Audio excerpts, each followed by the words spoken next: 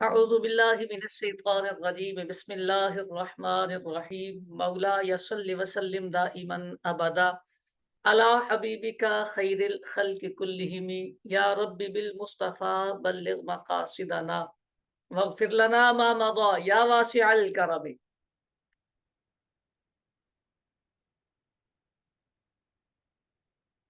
फ़िक़्ही मारूफ़ किताब दर्स निज़ामी के सिलेबस में शामिल कुदूरी शरीफ, इसके किताबुल बुयू की तरफ हम आए हैं।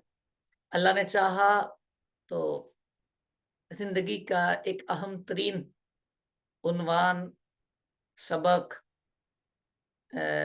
मुताले में आएगा, किताबुल बुयू।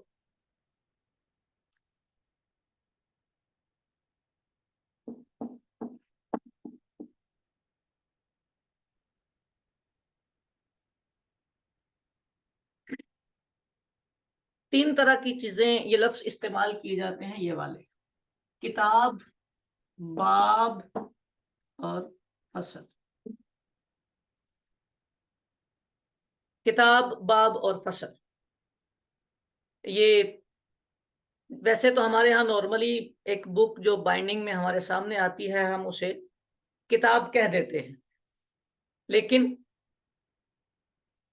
किताब के अंदर फिर जो हेडिंग्स आती हैं उनमें किताब, बाब और फसल, ये तीन अल्फाज इस्तेमाल किए जाते हैं।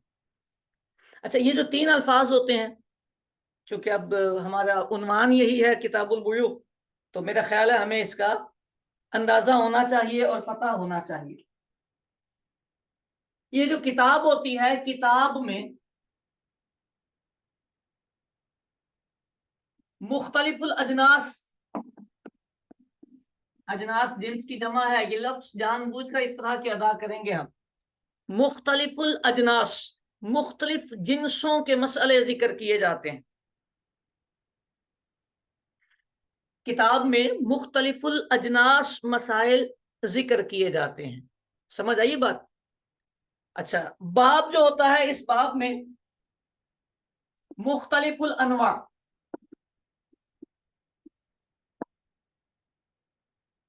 मुख्तलिफुल अजनास, मुख्तलिफुल अनवा, जिन्स का मतलब ये होता है कि वो चीजें जिनकी अगराज मुख्तलिफ हो। अगराज मुख्तलिफ हो तो इसका मतलब वो दो अलग अलग जिनसे हैं। नौ का मतलब होता है अगराज दो चीजों की सेम है, तो वो दो चीजें गर्ज के एतबार से अगर मुख्तलिफ नहीं है तो वो नौ है। समझ आ रही बात? जी।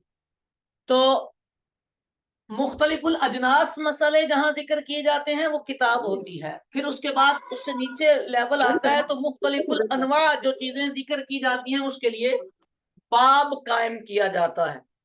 और फिर उसके बाद मुत्तफिकुल अनवा, यानी एक नौ के मुख्तलिफ मसाइल जिक्र किए जाते हैं।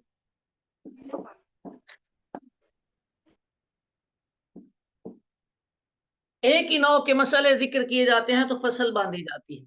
अब आप मुख्तलिफ किताबों में ये लफ्ज सुनते पढ़ते रहे होंगे, इन अल्फाज पे तवज्जो करेंगे तो आपको चीजें समझ आ जाएंगी। जो किताब होती है, जैसे किताबुल बुयू हमने शुरू करना है, तो बय की मुख्तलिफ अजनास बनेंगी, बहुत सारी, उन सारी अजनास को कवर किया जाएगा तो ये किताब बनेगी। अच्छा, फिर इसके ज़िमन में बाब होने चाहिए कि जब एक जिन्स को लिया जाएगा, यानी मुख्तलिफ अनवा को जमा करके किसी एक जिन्स पर बात की जाएगी, जिन्स एक हो जाएगी, नौए मुख्तलिफ हो जाएंगी, तो वहां बाब बनेगा। फिर बाब के अंडर में फसल आती है। फसल में एक नौ के मुतालिका मसले जिक्र किए जाते हैं। कोई भी एक नौ शुरू कर दी जाती है और उससे मुतालिका मसाइल को जिक्र कर दिया जाता है। बहरहाल किताबुल बुयू पहला लफ्ज हमारा किताब का। चलें दूसरे लफ्ज पे चलते हैं। जो दूसरा लफ्ज है वो क्या है? वो है बुयू। बुयू बय उन की जमा है, बय उन मस्तर है, बय मस्तर है। इसका माना ये الفاظ متضادہ میں آتا ہے، یہ دو اپوزٹ معنی رکھتا ہے. اس کا معنی خریدنا بھی ہوتا ہے، اس کا معنی بیچنا بھی ہوتا ہے. بے اسی کے ساتھ لفظ شراء آتا ہے. بے اور شراء بولا جاتا ہے عام طور پر. شراء بھی اسی طرح دونوں معنی رکھتا ہے. اس کا معنی بھی خریدنا بھی ہوتا ہے، بیچنا بھی ہوتا ہے. دونوں لفظ اکٹھے بھی استعمال کیے جاتے ہیں، بے و شراء، خرید و فروخت. ٹھیک ہے، لیکن دونوں کے دونوں معنی بھی آتے ہیں. عربی میں جب آپ سبق پڑھیں گے، عبارت پڑھیں گے، تو ان کلمات کا آپ کو خیال رکھنا ہوگا. بے مصدر ہے، معنی اس کا خریدنا بھی ہے، بیچنا بھی ہے. بہرحال خریدنے کے لیے زیادہ استعمال ہوتا ہے. اب مصدر ہے تو مصدر کی جمع نہیں آتی. یہ عام درس نظامی کا چھوٹی کلاس کا طالب العلم بھی جانتا ہے کہ جو مصدر ہوتا ہے اس کی جمع نہیں آتی، لیکن ہماری کتاب میں اس کی جمع بنائی ہوئی ہے. تو جمع آتی نہیں تو کتاب میں کیوں بنا کے لکھی گئی ہے؟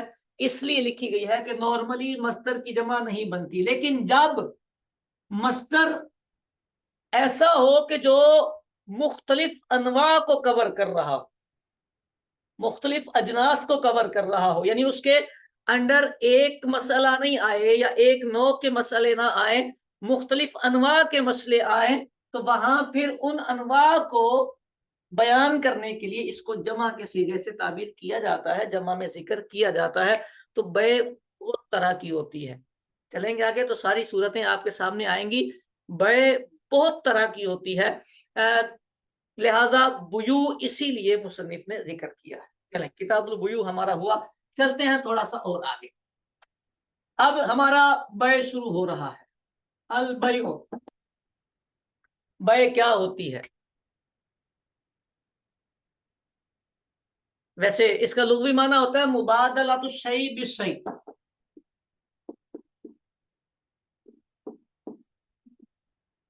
مبادلۃ الشیء بالشیء، ایک چیز کا دوسری شے کے بدلے تبادلہ کرنا.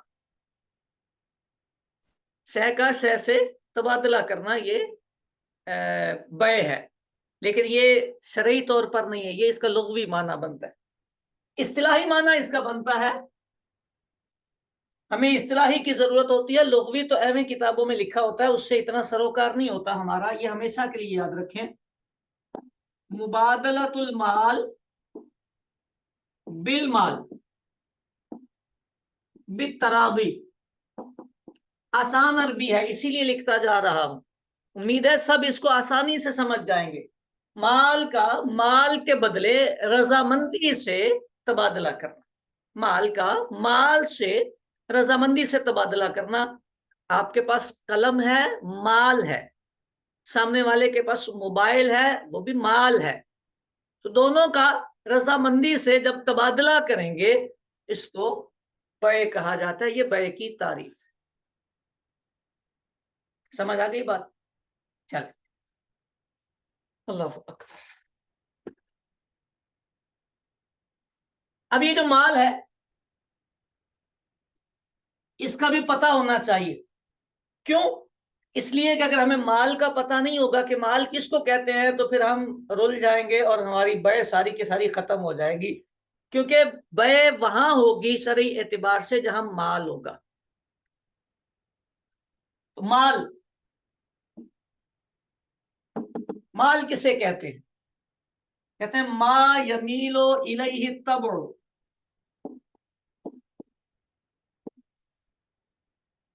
آسان آسان باتیں ہیں. طبیعت جس کی طرف مائل ہو، طبیعت جس کی طرف مائل ہو، دل کرے اس کو لینے کا. ما یمیل الیہ الطبع، آسان آسان جملے ہیں. طبیعت جس کی طرف مائل ہو. دوسری بات بھی ہے، وَيُمْكِنُ ادخارہ لوقت الحاجۃ. ادخار جمع کرنا، ذخیرہ کرنا. پہلی بات طبیعت اس کی طرف مائل ہو، اور دوسری بات وقت حاجت، حاجت کے وقت کے لیے، ضرورت کے وقت کے لیے اس کا ذخیرہ کرنا ممکن ہو. اس کو مال کہتے ہیں. سمجھ آ رہی بات؟ یہ مال کی ڈیفینیشن ہے. माल होगा तो बय होगी, अगर माल नहीं होगा तो बय भी नहीं होगी। बय की डेफिनेशन है माल को माल से रजामंदी से तब्दील करना, तबादला करना, ये बय होती है। अब माल क्या होता है? माल वो चीजें होती हैं हमारे सामने हमारी जिंदगी की कि जिन चीजों की तरफ तबीयत मायल होती है और हम उन्हें जरूरत के वक्त के लिए जमा भी कर सकते हैं, ये माल होता है। ये माल की डेफिनेशन। मैं थोड़ी सी इसकी वजाहत करता हूं। हमारी जिंदगी में जो चीजें होती हैं, जो चीजें होती हैं उनमें अगर हम चीजों को देखें तो कुछ चीजें असलन माल नहीं होती। असलन माल नहीं होती का मतलब समझ गए आप? माल होती नहीं है, उनको माल नहीं कहा जा सकता शरई एतबार से। माल नहीं होती मसलन कैसे? क्योंकि उसकी तरफ तबीयत मायल नहीं होगी और उसको जमा नहीं कर सकेंगे, डेफिनेशन पूरी नहीं आती उसको। तो उसमें नंबर एक, बेफायदा चीजें। आपकी जिंदगी में बहुत सारी चीजें ऐसी होती हैं जिनको बेफायदा कहा जाता है, लेकिन एक बात जहन में रखिएगा, अब हम जिस दौर में आ गए हैं इस दौर में शायद ही कोई चीज मुतलकन बेफायदा हो। जिसको आप बेफायदा कहेंगे दूसरा उससे बिजनेस कर रहा होगा, जिस शय को आप बेकार कहेंगे दूसरा बंदे ने उसकी पूरी फैक्ट्री बना के रखी होगी। यानी हमें शायद थोड़ी सी तवज्जो करें तो दुनिया की कोई भी चीज अब बेफायदा ना लगे। समझ आ रही? बहरहाल ये अपने ज़हन में रखें, जो बेफायदा चीज है तबीयत उसकी तरफ मायल नहीं होगी, लिहाजा जिसकी तरफ तबीयत मायल नहीं होती इंसानों की, माल नहीं होता। नंबर दो, वो असलन तो बेफायदा नहीं है, यानी फायदेमंद चीज है, फायदेमंद चीज है, लेकिन वो बहुत कम हो तो बेकार है। बहुत कम हो तो बेकार है। जैसे आप यूं कह लें, दो चार दाने गंदम के, कोई भी बंदा उसकी तरफ तवज्जो ही नहीं करेगा, ऐ ही। हालांकि गंदम वैसे अगर बोरियां भर के दी जाए तो ये माल होता है, कीमती चीज है, तबीयत इसकी तरफ माइल होती है। लेकिन दो चार दाने कोई आपको देने की कोशिश, अबे छोड़ना यार, तबीयत माइल नहीं होती। दो चार दाने मट्टी, ट्रॉली अगर आप डलवाएं तो ठीक है भाई, मट्टी माल है। लेकिन कोई आपको मुट्ठी भर के मट्टी देने की कोशिश करे तो आप ऐसे करके हाथ झाड़ देंगे, अबे हाथ गंदे कर रहा है यार, क्या कर रहा है भाई, माल नहीं है। यानी कलील होने की वजह से वो बेफायदा हो गई है, आपकी तबीयत उसकी तरफ मायल नहीं होती। आपकी नहीं, इंसानों में से किसी की तबीयत भी अब उसको बेकार शायद समझती है उसके कलील होने की वजह से, या लोगों में वो इतनी वाफर है, इतनी वाफर मिकदार में है, इतनी वाफर मिकदार में है कि लोगों की तबीयत उससे उकता सी गई है। यानी उसको खरीद फरोख्त का सवाल ही नहीं पैदा होता, लोग तवज्जो ही नहीं करते, तबीयत मायल ही नहीं होती। हवा बड़ी है, कौन बेचे कौन खरीदे किसी को जरूरत ही नहीं पड़ेगी, कोई दुकान भी खोलेगा तो नहीं बिकेगी। अब पानी हमारे यहाँ बिकता है लेकिन थोड़ा सा पीछे जाएंगे तो वो भी सूरत ऐसी निकलेगी आपकी। और बहुत सारी चीजें होती हैं जिंदगी की जो यूं नॉर्मली आम हो जाती हैं कि हर बंदे को वो मुफ्त में मिलती है तो उसको खरीदेगा कौन? हर बंदे की रेंज में वो शय है तो उसको कौन खरीदेगा? तो जो बहुत वाफर मिकदार में मौजूद होती है वो भी माल नहीं होगा। समझ आ गई बात? अब ये जो सूरतें हैं ये असलन ये चीजें माल नहीं है, ये चीजें असलन माल नहीं है, लिहाजा इनमें बय नहीं होगी, इनकी बय नहीं होगी। अच्छा, दूसरे नंबर पर असलन तो माल है लेकिन शरअन माल नहीं है।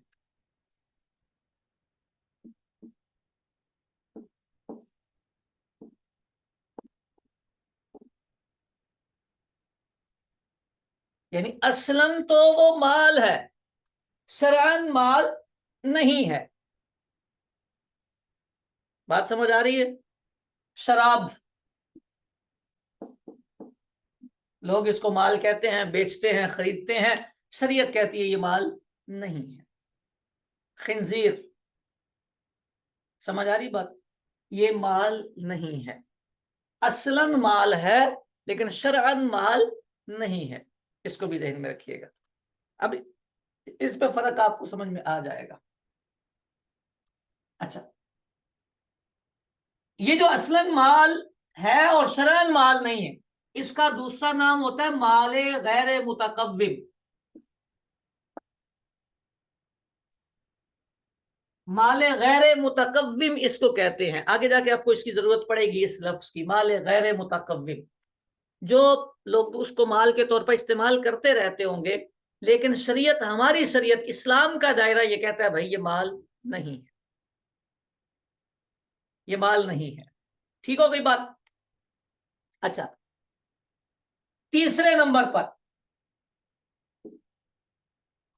असलन भी माल, शरान भी माल, और माले मुबाह।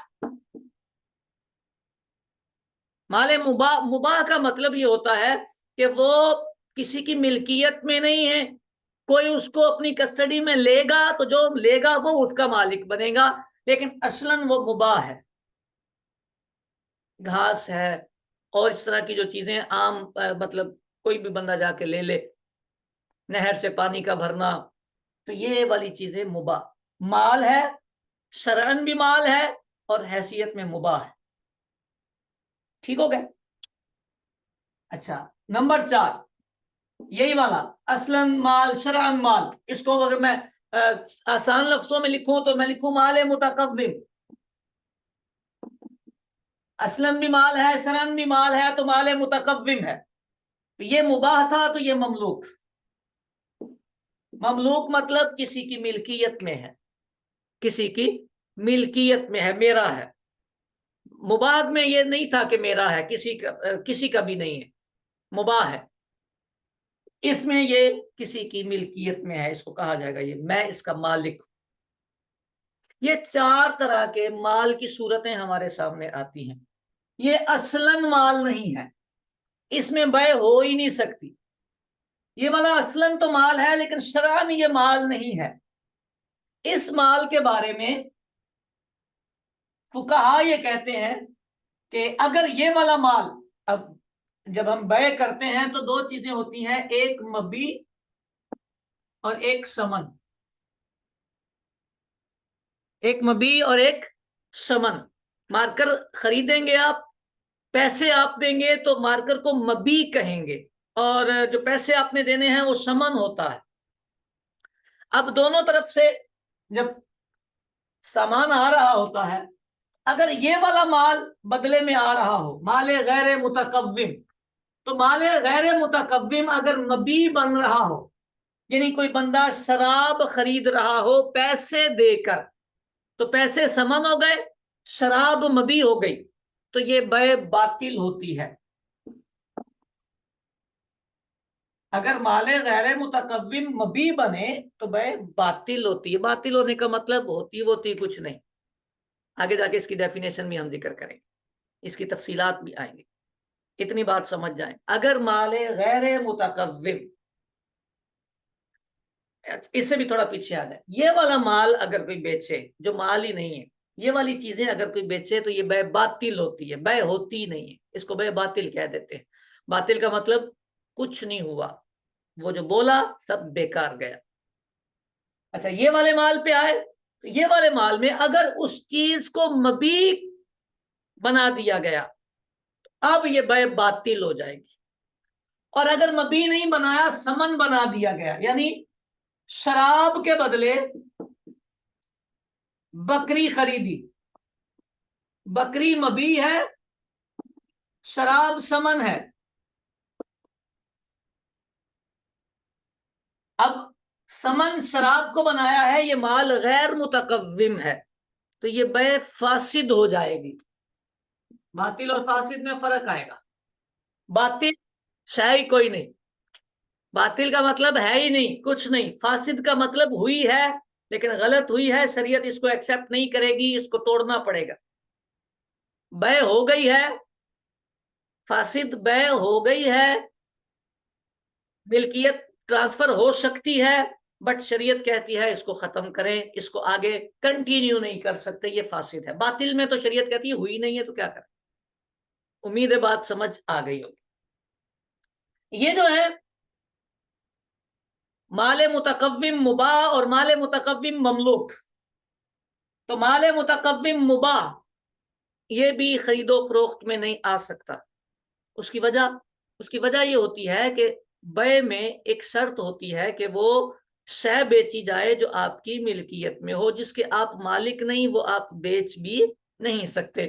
یہ جو مباح ہوتا ہے یہ کسی کی ملکیت میں نہیں ہے جب تک تب تک اس کو بیچا نہیں جا سکتا. یہ والا جو مال ہے اس مال پر نارملی چلے گی، یہ مال متقوم مملوک ہوگا. یہ بھی مال متقوم ہی ہے. اصلاً شرعاً دونوں طرح کا جو مال ہوتا ہے اسی کو مال متقوم کہتے ہیں، اور جو شرعی طور پر مال نہیں ہوتا اس کو مال غیر متقوم کہتے ہیں. سمجھ تم؟ امید ہے بات سمجھ میں آ گئی ہوگی. بے کلیئر ہوئی آپ کی. بے کی ڈیفینیشن تھی مبادلۃ المال بالمال بالتراضی. مال کو مال کے بدلے رضامندی سے تبادلہ کرنا، یہ بے ہے.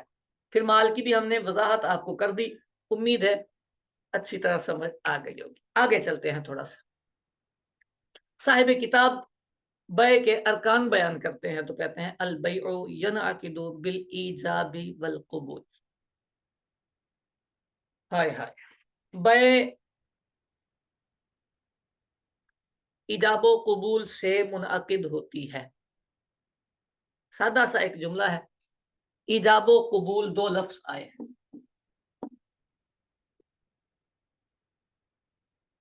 عقد جو ہوتا ہے سودا، عاقدین، یہ صرف بے میں نہیں ہوتا، نکاح میں بھی عقد ہی ہوتا ہے. یہ عاقدین عام لفظ ہے. جو بھی دو لوگ آپس میں ڈیل کر رہے ہوتے ہیں ان کو عاقدین کہا جاتا ہے. ٹھیک ہے. تو عاقدین میں سے جو پہلے اپنا سودا بیچنے کی آفر کرے گا اس کو ایجاب کہتے ہیں. جو پہلا جملہ ادا کرے گا اسے ایجاب کہتے ہیں، اور جو اسے ایکسپٹ کر رہا ہوگا اسے قبول کہتے ہیں. کسی بھی زبان کا کوئی بھی جملہ ہو سکتا ہے. انگلش میں بھی ہو سکتا ہے، اردو میں بھی ہو سکتا ہے، عربی میں بھی ہو سکتا ہے، ہندی میں بھی ہو سکتا ہے. تو جو پہلے آفر کرتا ہے وہ ایجاب ہوتا ہے، جو اس کو ایکسپٹ کر لیتا ہے یہ قبول ہوتا ہے. ایجاب و قبول کو بے کے رکن کہا جاتا ہے. یہ باتیں ذہن میں رکھنے والی ہوتی ہیں. ایجاب و قبول کو بے کا رکن کہا جاتا ہے. رکن کا مطلب ہوتا ہے اگر یہ مائنس تو شے ختم، یعنی کسی نے ایجاب و قبول نہیں کیا تو شے ختم، بے نہیں ہو سکتی اس کے بغیر. ٹھیک ہے. اچھا، یہ جو مبی ہوتی ہے، ابھی ہم نے پیچھے میں نے مبی کی وضاحت کی تھی آپ کو. مبی ہوتی ہے اس کو محل بے کہا جاتا ہے. اصل بے بھی کہا جاتا ہے اس کو. یہ محل بے ہوتی ہے. محل یعنی یہ بھی بڑی امپورٹنٹ ہوتی ہے. یہ رکن کی حیثیت میں تو نہیں ہے لیکن اس کی بھی پوزیشن یہی بنتی ہے. جب بے کا محل ہی ختم ہو جائے گا تو بھی بے نہیں ہو سکتی. یہ رکن ہے، یہ محل بے ہے، مبی. ٹھیک ہے. یعنی کسی مقام پر اگر مبی ختم ہو جائے گی تو اس کا مطلب یہ کہ سودا ہی ختم، نہیں چلے گا. ایجاب و قبول نہیں کیا تو بھی نہیں چلے گا. اب ایجاب و قبول میں کیا ہوتا ہے؟ ایک بندہ آفر کرتا ہے، دوسرا اسے قبول کرتا ہے. اس کے کچھ آداب ہیں، صاحب کتاب نے خود اس کو بیان کیا ہے. میں پڑھتا ہوں عبارت اور آپ کو ساتھ ساتھ لے کے چلتا ہوں. اذا کانا بلفظ الماضی، اذا کانا بلفظ الماضی، ماضی کے لفظ کے ساتھ یہ دونوں ہوں گے. میں نے بیچا، دوسرا بولے میں نے خریدا. میں نے بیچا، دوسرا کہے میں نے خریدا. یہ ماضی کے لفظوں کے ساتھ ہوتا ہے. عربی زبان میں صیغے دو آتے ہیں، ایک ماضی کا ایک مضارع کا. یہ جو مضارع ہوتا ہے اس میں دو زمانے آتے ہیں، حال کا بھی اور استقبال کا بھی. تو اس کا جو مضارع ہوتا ہے وہ مستقبل والے ترجمے پہ جاتا ہے. اگر آپ تھوڑی سی توجہ کریں گے تو بات آپ کو سمجھ آ جائے گی. اگر کوئی بندہ بولے میں بیچوں گا، اٹ مین وہ بیچ نہیں رہا، وہ بیچے گا. یہ وہ مطلب یوں کہہ لیں کہ ایک وعدہ کر رہا ہے، میں بیچوں گا. لہذا مستقبل کے لفظ سے ایجاب نہیں ہو سکتا، قبول نہیں ہو سکتا. وہ بولے میں خریدوں گا، تو جب خریدوں گا تب بات چلے گی. ابھی تو نہ خریدا نہ بیچا. تو ہماری اردو میں تو حال والا ترجمہ بھی چل جاتا ہے، ہماری اردو میں حال کے الفاظ بھی چل جاتے ہیں. ایک بندے نے بولا میں خریدتا ہوں، دوسرا بولے میں بیچتا ہوں، تو بھی چلے گا. ماضی کے لفظوں میں بولیں گے میں نے خریدا، اس نے بولا میں نے بیچا، دوسرے نے بولا میں نے خریدا، تو بھی چلے گا. ماضی کے دونوں لفظوں تو عربی میں بھی چلتا ہے. عربی میں مضارع کے لفظوں سے نہیں چلتا، عربی میں مستقبل امر کے لفظوں سے بھی نہیں چلتا. امر کے لفظ میں تو سیدھا سیدھا یہ بنتا ہے کہ تم بیچو، بولتا میں نہیں بیچتا. تو تم بیچو میں ایجاب نہیں ہے. ایجاب میں یہ ہے کہ میں نے اپنی چیز بیچی، دوسرا کہے میں نے اپنی چیز خریدی، یا میں نے خریدی تو وہ کہے میں نے بیچی. دونوں میں سے جو پہلے بولے گا وہ ایجاب ہے، جو بعد میں بولے گا وہ قبول ہے. امید ہے بات یہ بھی سمجھ آ گئی ہے آپ. اذا کانا بلفظ الماضی، جب یہ ماضی کے لفظ سے، ٹھیک ہو گئی. اچھا، اب اردو کا بھی میں نے آپ کو بتا دیا ہے، اردو میں حال والے الفاظ بھی چل جاتے ہیں، لیکن مستقبل کے الفاظ سے ایجاب و قبول نہیں ہوتا. مستقبل کے الفاظ میں وعدہ ہوتا ہے، وعدہ ایجاب و قبول کو نہیں کہا جاتا. وَإِذَا أَوْجَبَ أَحَدُ الْمُتَعَاقِدَيْنِ فَالْآخَرُ بِالْخِيَارِ الْبَيْعَ فَالْآخَرُ بِالْخِيَارِ. یہ ایک چھوٹا سا مسئلہ صاحب کتاب نے بیان کیا اور بڑا دلچسپ مسئلہ ہے. کہتے ہیں ایک بندے نے اذا اوجب احد المتعاقدین، متعاقدین میں سے کوئی ایک بندہ ایجاب کر دے بیع کا، اس نے بولا بعت، فالآخر بالخیار،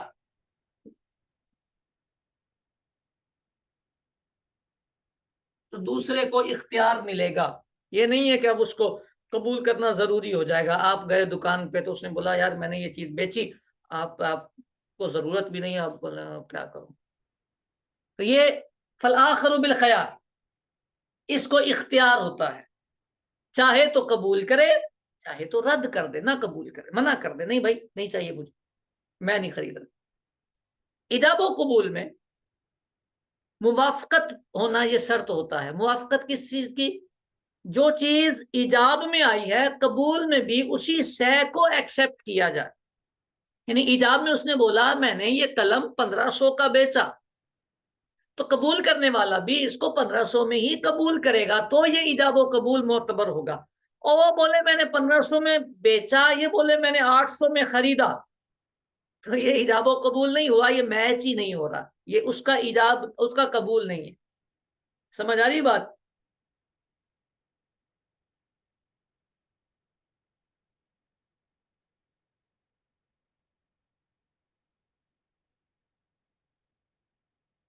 جی.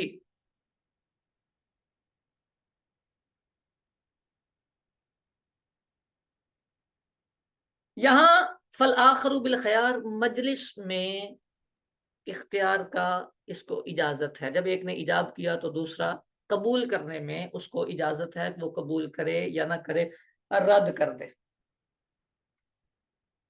اچھا، اب یہاں تک بات ہو گئی. کتنی دیر تک اس کے پاس اختیار ہے؟ ایک بندے نے کہا جی میں نے یہ مار کر بیچا، دوسرا بندہ بیٹھ ہی جائے، اپنے کام میں لگ جائے، گھر چلا جائے. 3 دن بعد آ کے بولے کہ جی میں نے یہ خریدا، تو کیا اب یہ سودا لازم ہو گیا ہے؟ نہیں. اس میں مجلس کی قید ہوتی ہے. ٹھیک ہے، اس میں مجلس کی قید ہوتی ہے. مجلس کے اندر میں ابھی مجلس کی وضاحت کرتا ہوں. مجلس کے اندر سامنے والے کے پاس یہ اجازت ہوتی ہے کہ وہ اسے ایکسیپٹ کر لے. اگر اس نے ایکسیپٹ نہ کیا، مجلس برخاست ہو گئی، اس کا مطلب یہ ہے کہ یہ سودا ریجیکٹ ہو گیا، وہ ایجاب اب ختم ہو گیا. اب اگر یہ دوبارہ خرید و فروخت اس کو کنٹینیو کرنا چاہتے ہیں تو دوبارہ سے ایجاب آئے گا اور پھر دوبارہ سے ہی یہ کنٹینیو ہوگا. उम्मीद है ये बात भी आपको समझ आ गई होगी। मुताकिदैन में से कोई एक जब ईजाब करे तो दूसरे को इख्तियार होगा मजलिस के दौरान कि वो उसे एक्सेप्ट करे या ना करे। मजलिस के बाद एक्सेप्ट करने का इख्तियार उसके पास नहीं है। साहिब किताब कहते हैं फ़अय्युहुमा कामा मिनल मजलिस, एक बंदे ने ईजाब किया, एक बंदे ने ईजाब किया, उस ईजाब के बाद अब दूसरे के पास अभी इख्तियार था, लेकिन कबूल करने से पहले दोनों में से कोई एक बंदा भी मजलिस छोड़ के चला गया। इसका मतलब ये कि ये ईजाब बतल अल ईजाब, ईजाब खत्म हो गया। अब अगर किसी ने बात करनी है तो वो दोबारा से सौदा करे, दोबारा से ईजाब करे, दोबारा से सारा काम होगा। ये मजलिस की एक बात है। मजलिस का मतलब क्या होगा कि जहां भी हम अकद की बात करते हैं वहां मजलिस की गुफ्तगू आती है कि मजलिस के अंदर अंदर आपको एक्सेप्ट करना होता है। जब मजलिस खत्म हो जाएगी तो फिर आपके पास इख्तियारात नहीं होते।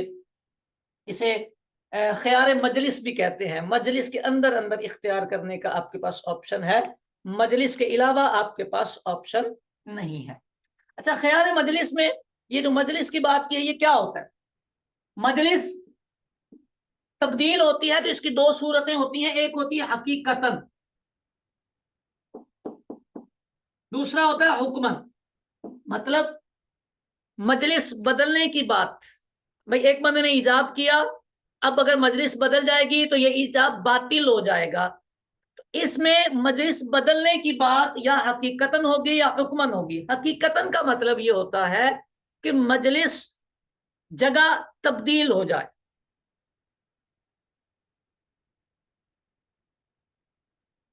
मजलिस जगह तब्दील हो जाए यानी एक बंदा घर में था, ईजाब हुआ,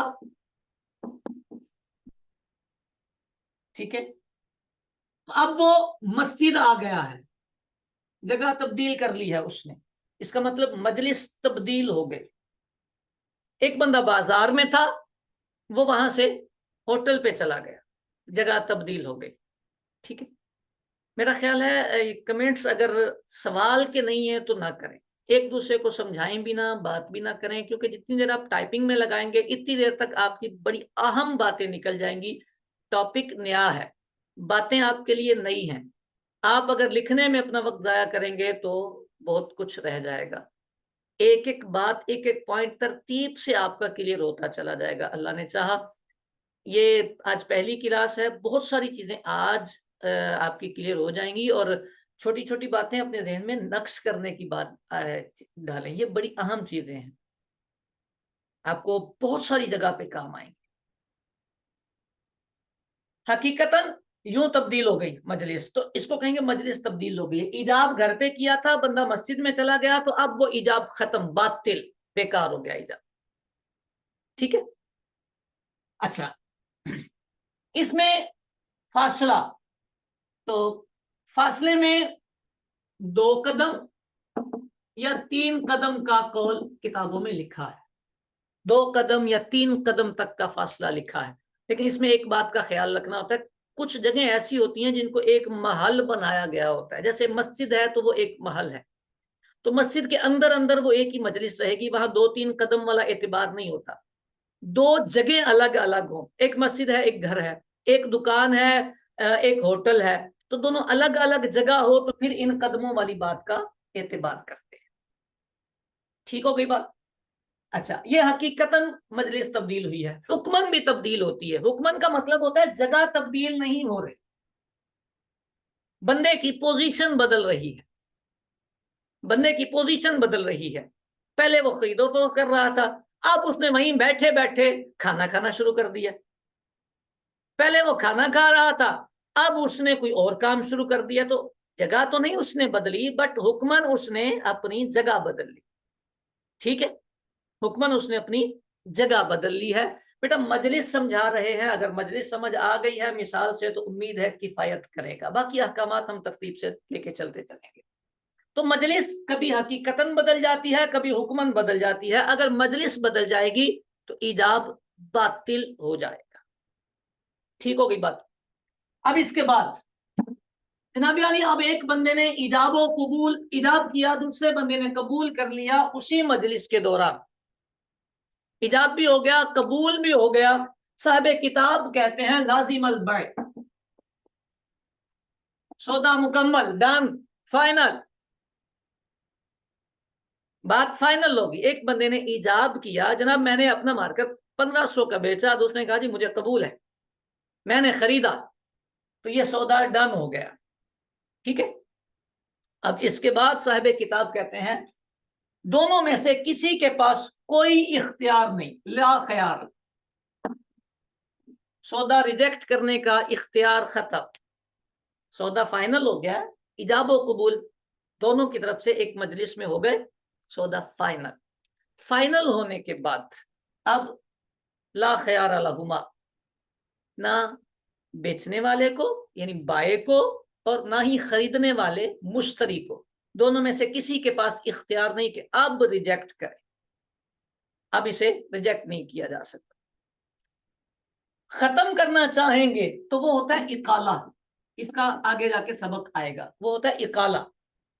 سودا فائنل ہو گیا ہے، ڈن ہو گیا ہے، ایجاب و قبول مکمل ہو گیا ہے، تو اب اگر اس کو ختم کرنا چاہتے ہیں تو اس کو کہتے ہیں اقالہ۔ اقالے کا مطلب ہوتا ہے دوبارہ رضامندی سے دونوں کی سودا کینسل کریں، دونوں کی رضامندی، اختیار کسی کے پاس نہیں، یہ نہیں کہ ایک بولے جی میں نے نہیں کرنا، نہ، سامنے والا بھی راضی ہوگا پھر یہ سودا کینسل ہوگا، اگر وہ راضی نہیں ہوگا تو یہ فائنل ہے، ڈیل جو ہو گئی اس کی پیمنٹ دینی پڑے گی، مبی لینی پڑے گی۔